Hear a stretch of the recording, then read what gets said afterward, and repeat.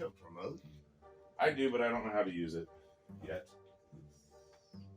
It's right there. All right. No, that little. Yeah. That's a good deal. Kebab. Yeah. Bob. Kebab Jones. Bob. Yeah. Bob. Kebab Jones. All right. We're gonna do. What is it? Clockwork Orange. Yeah. Clockwork Orange. 5 things you might not know about Clockwork Orange. Number 1, Andy Warhol. What happened with Andy Warhol? Involved in the movie? Yeah. Do you know? No, I take that as a no. I never thought. Yeah. He made the first version of it. Yeah, he did. I forget what year it was, but wasn't it in the 60s at some point? Clockwork Orange? Yeah, he made a variation. He did a rip-off of it. And he called it vinyl. Yeah, he made it American. Yeah, the guy that played Alex, his name was Victor, though, and instead of doing that torture scene with the the eyes, they had him strapped down. And they were pouring wax on him to get it done or whatever. But yeah, I thought that was interesting that Andy Warhol had something had already made it. Like they didn't do the first rendition of it as a movie. Number 2, Rolling Stones movie-o. It almost was a Rolling Stones movie because what the hell is his name? Mick Jagger. Yeah. He wanted to make it into a movie where he was Alex and the Rolling Stones was his Droogs. And yeah, I heard that. He ended up going in a different movie that was similar because it was about young people doing violent things and performance. That's what it was called, performance. Number 3, moving right along, Michael McDowell had a Malcolm McDowell. That's what I said, Malcolm McDowell. They said Michael. Oh, I have a weird way of talking. Yeah. Malcolm McDowell, he influenced. I mean, it's written right there. It doesn't say Michael. It doesn't say Michael. That's what you said. Folks at home can't tell that. Yeah. Well, I don't know. I'll watch it if I did. Well, we're gonna leave it in, even regardless if I did or didn't, because I think that's funny. Yeah. But at any rate, Malcolm McDowell influenced it more than I could have thought so. Just because he, like the cod piece on the outside, he actually came to the casting, the costume design people when he came there. He was in a cricket suit. The jock strap. Yeah, well, he didn't have it on the outside. They had asked him to put it on the outside, and that's how they came up with that idea, I guess. Is in a book. And he also just came up with "Singing in the Rain" while they were beating the old man down. That was all him, which is Yeah. Oh, we used to do that when we were kids too. It's all right. Look how I turned out. It's all right. Well, do you still sing it? Yeah, but you remember that one. You don't remember the old music one. You know, I mean, you remember the "Singing in the Rain" version with Alex. That's the one. Oh yeah, but not with Gene Kelly. Yeah. Then it's like, hey, well, I knew what that was before then. Yeah. Right, but no, I mean, when you think of the song, you think of the kicking somebody thing. Oh yeah, every time I hear that song, that's the first thing I think is boom, boom. You know. Number 4, Darth Vader. Yeah. Matter of fact, after that scene, David Prowse. Yeah. Oh, he was that. That was Julian, his house boy, or whatever. Yeah, the big buff guy was. Julian, you go get that dog. Yeah. Yeah, he.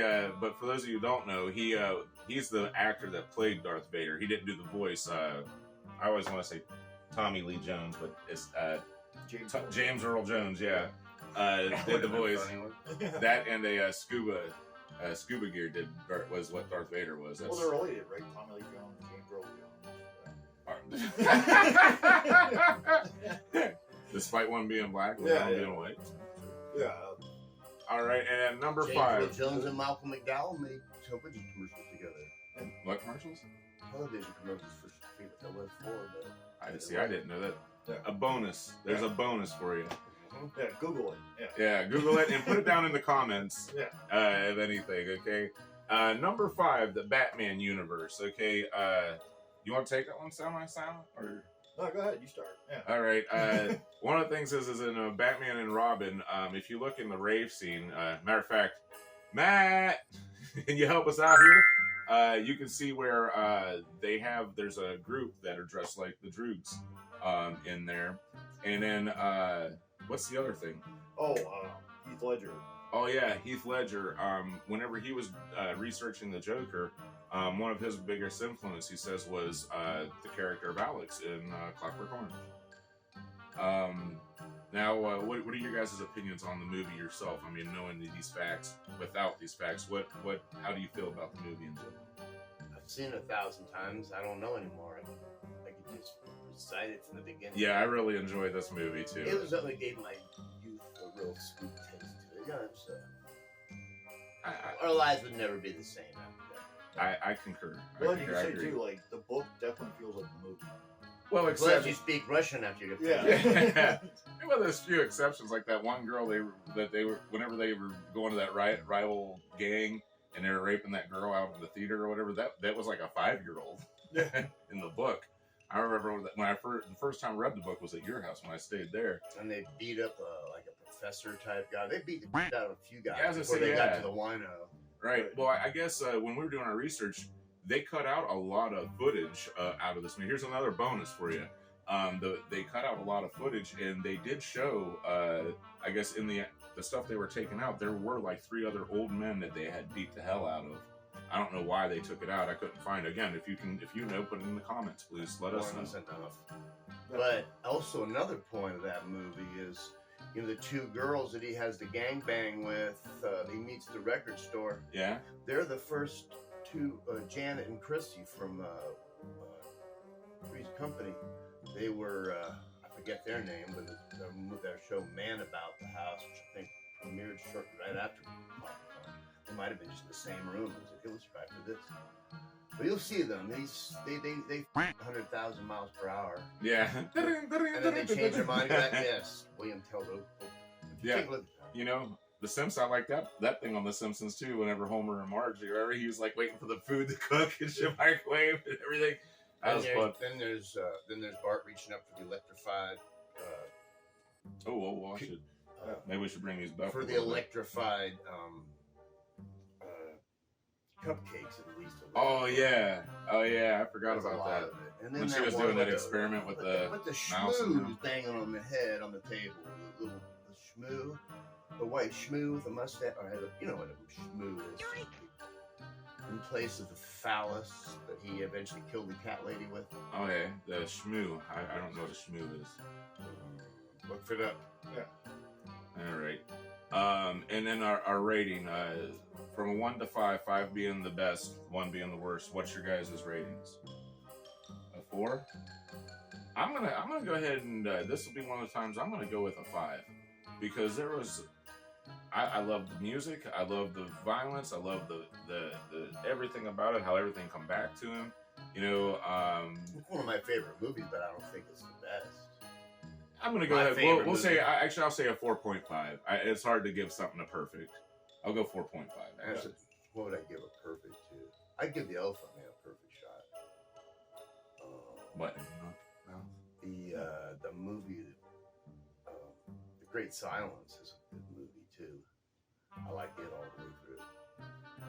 It's sort of a spaghetti western, but it was a French spaghetti western. That sounds so weird. A French spaghetti western. That's like saying an Italian, Mexican, Italian teabag. Yeah. All right. That concludes. Here's some magic. Then Kendall does magic. Yeah. He's got a shirt, wiener.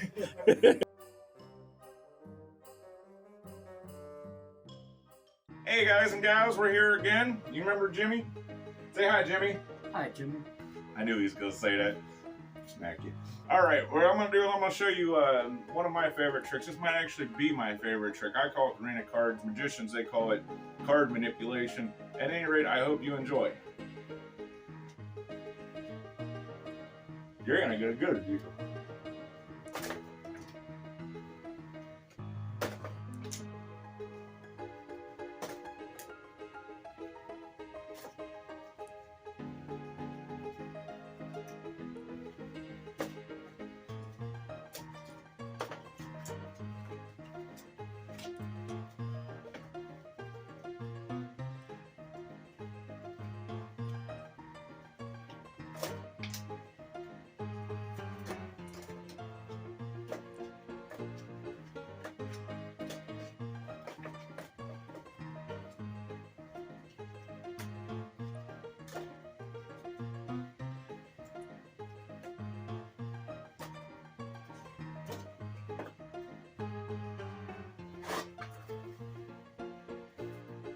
Please subscribe. Enjoy the stress of whatever you're watching.